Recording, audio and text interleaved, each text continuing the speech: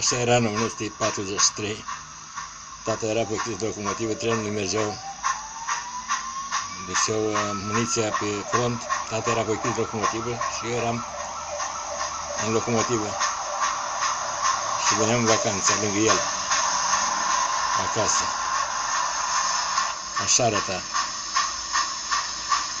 Spunea că era promoracă pe copaci, spunea că încoi copaci mecanicul. Era cu cărbune.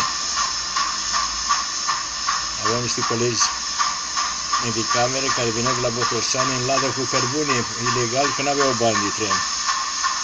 Erau la școală cântăresc bisericesc, să la gază cu mine. Eram la liceu național de elev în 43.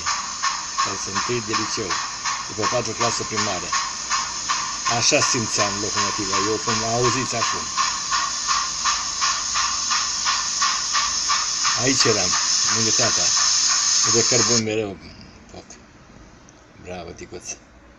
Doamne ajută. Vai, ce surpriză plăcută.